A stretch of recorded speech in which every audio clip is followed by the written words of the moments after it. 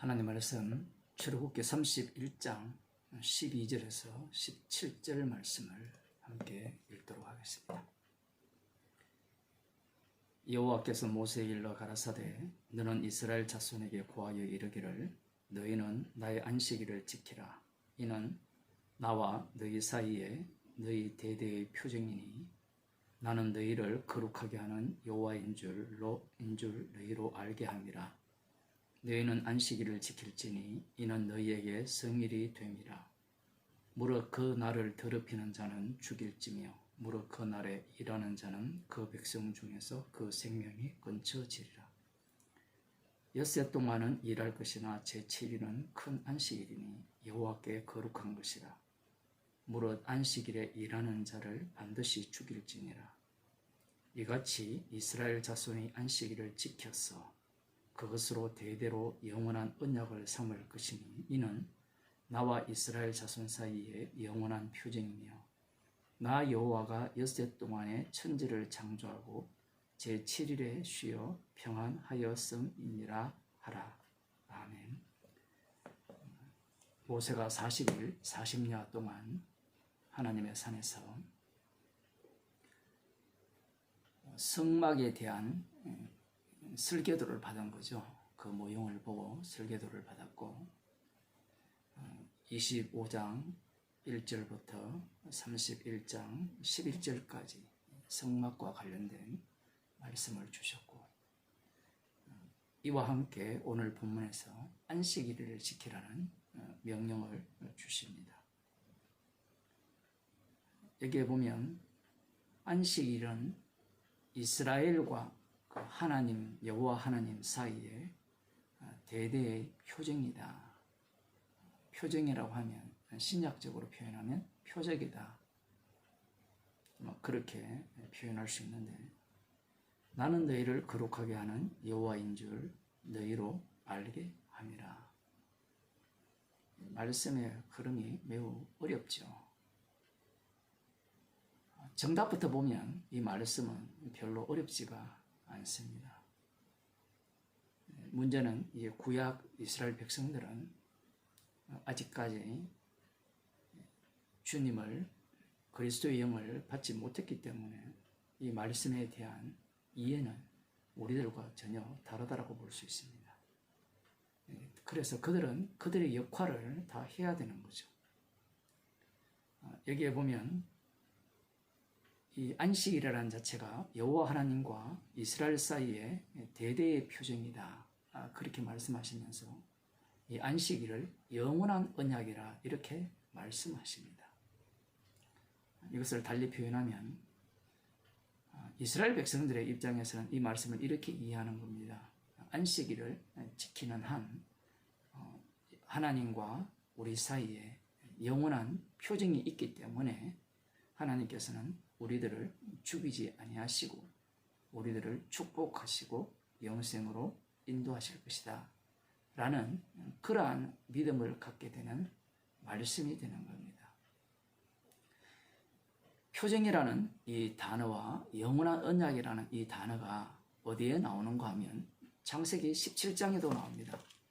창세기 17장에는 여호와 하나님께서 아브라함에게 할례 언약을 말씀하시면서 아브라함과 할례 언약을 세웁니다.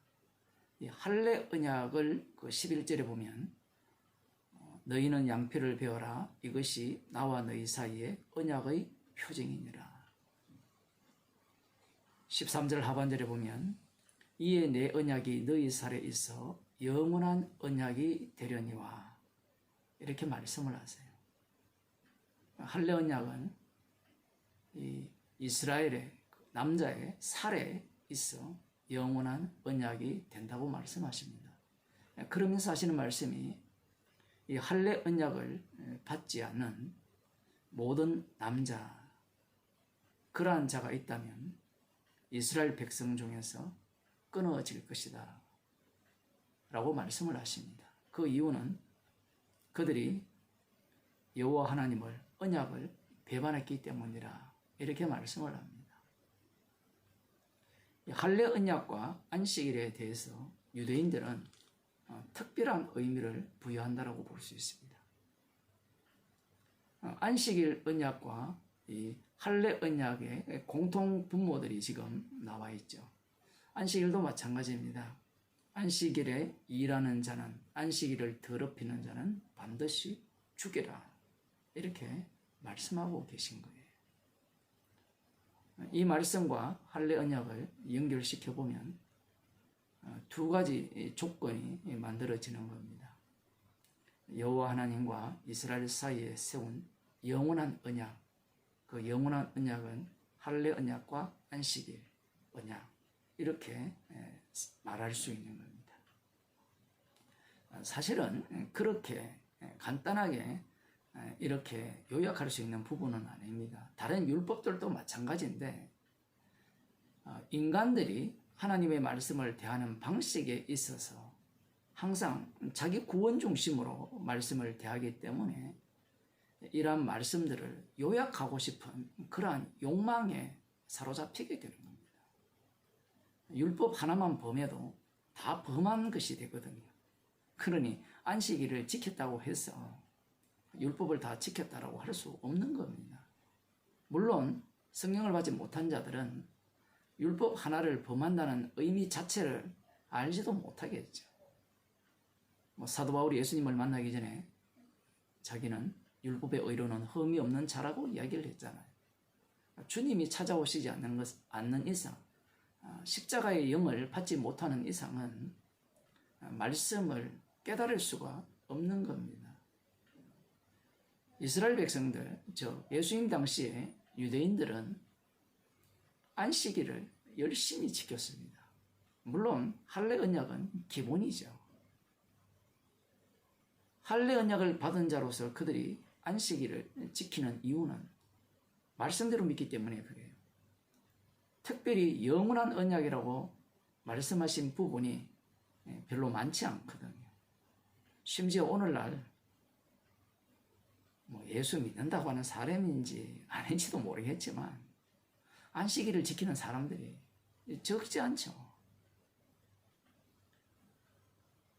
그 가면이야 기독교의 얼굴을 덮었었지만 유대교의 일종이라고 볼 수 있습니다.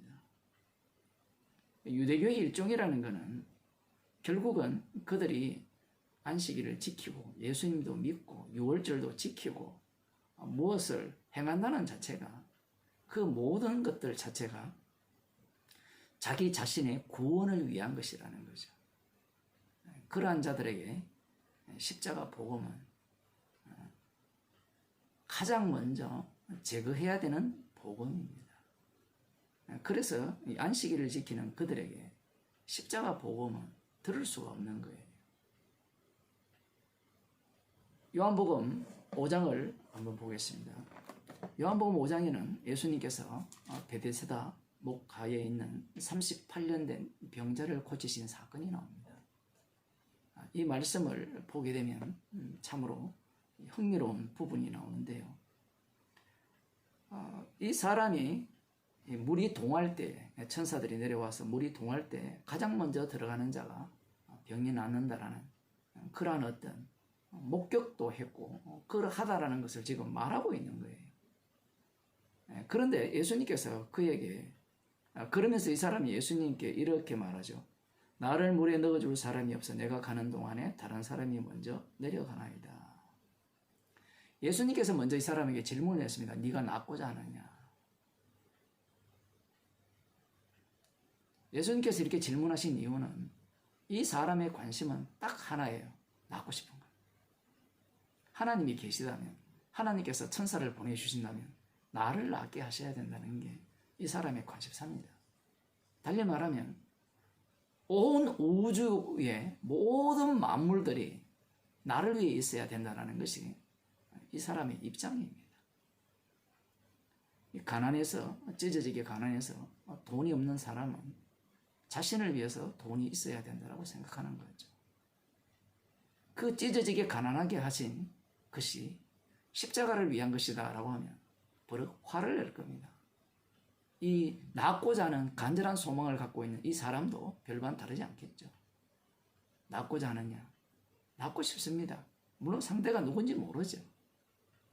낳는 방법은 딱 하나죠. 천사들이 내려와서 물이 동할 때 가장 먼저 들어가야 되는데 자기는 지금 들어가기에 다른 사람들은 다리가 멀쩡하니까 달려갈 수 있는 모양이에요. 이 사람은 멀쩡하지 않으니까 뭐 기어서 가면 항상 꼴찌겠죠. 예수님께서 낳고자 하느냐라고 이렇게 질문을 하셨고 이 사람은 그게 나의 소원이라고 답변을 했는데 예수님께서 어떤 말씀을 하시는가 하면 8절에 보면 예수께서 가라사대 일어나 네 자리를 들고 걸어가라 하셨어요. 예수님의 이 말씀이 의미심장합니다. 물론 뒷부분에는 그 사람이 곧 나아서 자리를 들고 걸어가니라 이렇게 기록하고 있죠. 자, 앞부분에 예수님께서 네 자리를 일어나 네 자리를 들고 걸어가라 이렇게 말씀을 하셨을 때 여러분들은 이 성경을 읽으면서 이걸 어떻게 이해를 했습니까? 예수님께서 낫게 하셨다. 이게 오늘날 목사들이나 교인들이 이 말씀을 보는 관점입니다. 왜냐하면 병자에게 필요한 것은 이 병이 낫는 거죠. 예수님께서 낫고자 하느냐라고 하셨으니까 병을 낫게 해주려고 이 사람에게 다가갔다. 이렇게 생각을 하는 겁니다. 그러니 일어나 네 자리를 들고 걸어가라 하시니 이 말씀을 병 낫는 것으로밖에 보지 못하는 거예요. 그것이 오늘날 이방인인 우리들의 한계입니다. 그러나 유대인들은요, 우리들과 수준이 달라요.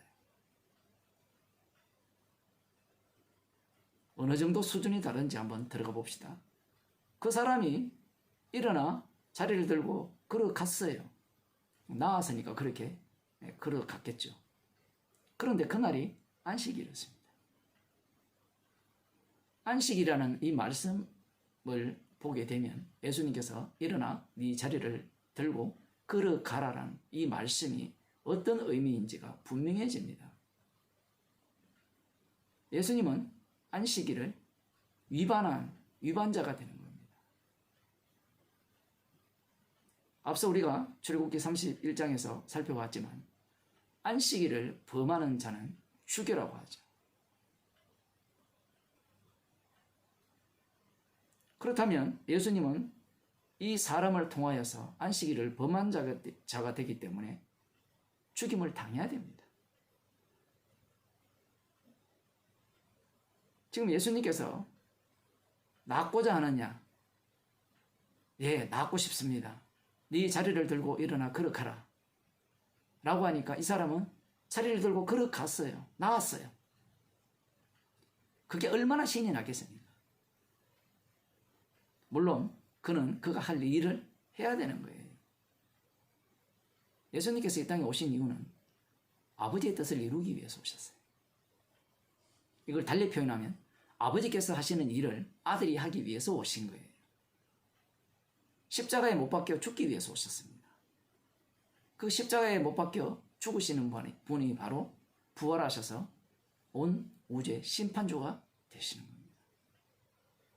그것을 증거하기 위해서 누가 있었는가 하면 38년 된 병자가 있었던 거예요. 그렇게 되려면 그 과정은 어떻게 진행되어야 되느냐라고 할 때는 안식일을 지키는 자들에 의해서 살해당해야 되는 겁니다. 이게 무슨 이야기냐라고 하면 출애굽기 31장 이 안식일을 지키라. 영원한 언약이다. 나와 이스라엘 사이에 있는 영원한 언약이다.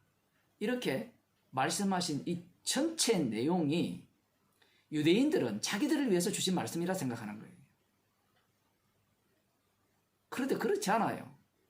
십자가에 지신 예수님을 위해 주신 말씀이에요. 그 예수님 안에, 십자가에 지신 예수님 안에 이 모든 말씀이 들어가 버려요. 그 요소 하나하나가 다 예수님을 증거하는 말씀이라는 겁니다.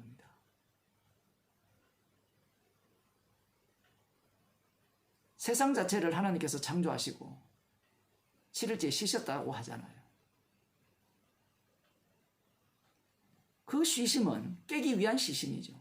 창조 자체가 불태우기 위한 창조이기 때문에. 십자가 지신 예수님을 증거하기 위한 창조요. 그분을 증거하기 위한 안식이라는 사실입니다. 문제는 이러한 일을 알지 못하는 자들은 예수님에 대해서 분노합니다.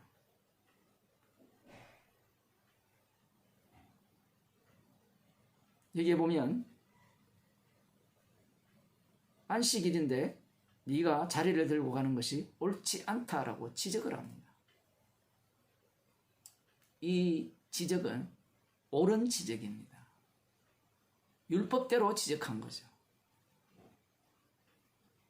엉터리 지적이 아니에요. 성경 공부 좀 한 사람들은 유대인들이 엉터리 안식일을 지킨다 이렇게 이야기하고 싶은데 예수님은 그런 지적을 하지 않아요. 말씀대로 되어지려면 이들이 율법대로 살아야 되는 겁니다. 안식일 날 자리를 들고 걸어가는 것이 옳지 않다. 바로 이 말을 하게 하기 위해서 예수님께서 네 병이 나았다. 깨끗함을 입었다. 이렇게 말씀하신 것이 아니라 네 자리를 들고 걸어가라고 말씀하신 거예요. 그러자 이 병난 사람이 뭐라고 이야기를 합니까? 어떤 사람이 나를 이렇게 자리를 들고 걸어가라고 말씀하셨어요. 그렇게 했을 뿐입니다.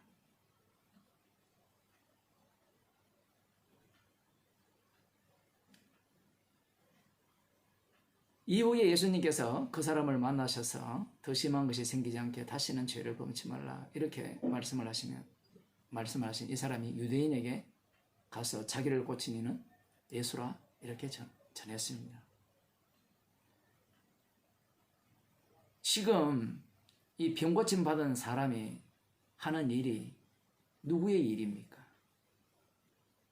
자리를 들고 일어나 간 것이 누구의 일입니까? 주님의 일이에요. 그 주님의 일을 이 사람은 분녀받아서 그 역할을 하고 있는 거예요. 그래서 유대인들이 누구를 공격합니까? 16절에 보면 그러므로 안식일에 이러한 일을 행하신다 하여 유대인들이 예수를 핍박하게 된지라. 예수님이 일을 한 거예요. 달리 말하면 38년 동안 이 땅에서 태어나서 38년 동안 병자로 살았던 그 이유가 다 예수님의 일을 위해서 그렇게 살아왔던 거예요. 처음부터 자기 자신을 위한 세상은 없었던 겁니다. 오히려 그러한 어떤 병이 낫고자 하는 그 욕망이 누구를 죽입니까? 예수님을 죽이는 거예요. 핍박하는 거예요. 왜 그런가 하면 이 사람의 마음과 안식일을 지키는 유대인의 마음이 다르지 않기 때문에 그래요. 왜 안식일을 그렇게 지키려고 합니까? 왜 예수님을 핍박해요? 이 안식일을 범하게 하는 이 사람으로 인하여서 이 전염병이 퍼져나가면 자기들이 기다리는 천국은 올 수 없기 때문에 그렇죠. 그래서 예수님을 핍박합니다. 그럴 때 예수님이 뭐라고 말씀하시는가? 내 아버지께서 이제까지 일하시니 나도 일한다 하시네. 7일째 창조하시고 7일째 분명히 쉬셨는데 아버지는 일하고 계셨어요. 그 이유는 안식이 깨어졌기 때문에 그렇죠. 첫째 아담이 선악과를 따먹었기 때문에 그럽니다. 그러면 아버지께서 일한 내용이 뭐냐? 역사를 굴렸느냐? 사람들의 관심은 그건데 아버지가 하신 일은 아들을 통해서 아들이 하신 일을 보게 되면 아버지가 하신 일이 어떠한 일인 것을 알 수 있는 겁니다. 그 아들의 일은, 예수님의 일은 십자가에 못 박혀 죽으시는 일이에요. 그래서 그 일을 위해 유대인들이 동원된 겁니다. 유대인들이 이를 인하여 더욱 예수를 죽이고자 하니 이는 안식일만 범할 뿐 아니라 하나님을 자기의 친아버지라 하여 자기를 하나님과 동등으로 삼으심이라. 하나님의 말씀은 십자가 지신 예수님을 위해서 예수님을 증거하는 말씀입니다. 그렇다면 성도는 이 주님이 십자가에서 다 이루신 그 일, 주님의 일에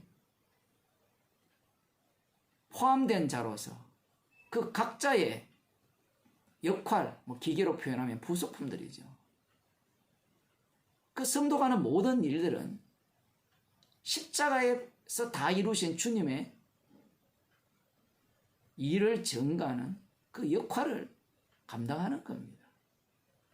나의 일은, 나를 위한 일은 처음부터 없다라는 거예요. 이와 달리 성령을 받지 못한 자들은 모든 것들이 나의 행복과 나의 구원을 위한 일이 되는 거예요. 그렇게 되려면 무엇을 해야 됩니까? 내가 행해야 되는 겁니다. 마치 유대인들이 안식일을 지켜서 하나님과 영원한 언약을 유지하려고 하는 그러한 방식이에요. 그러한 어떤 신앙, 그러한 믿음은 말씀을 대할 때 이 말씀이 십자가이신 주님을 증거하는 말씀으로 보지 못하고 나를 위해 있는 말씀으로 보기 때문에 그러한 겁니다. 그래서 지금도 이 십자가 복음을 사람들은 듣기를 원치 않는 겁니다. 이 말씀을 오랫동안 들은 사람들은 오늘 또 십자가냐? 이렇게 또 비아냥거리겠죠. 지겹죠.